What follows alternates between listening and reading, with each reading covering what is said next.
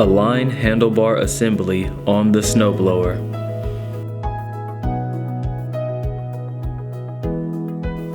Secure carriage bolts with washer and lock nuts provided in your kit.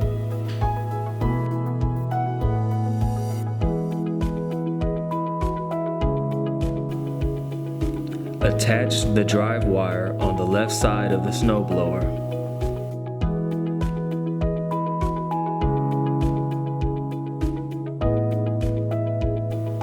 Attach the auger wire on the right side of the snowblower.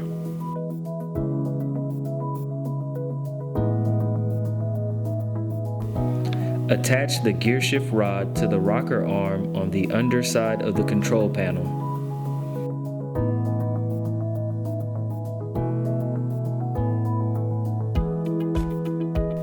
Pass the attachment bolt on the control rod through the hole in the rocker arm and secure.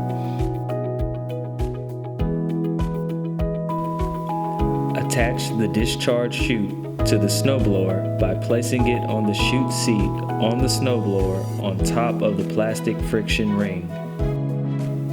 Attach using the hex bolts, flat washers, and nylon lock nuts from the hardware kit.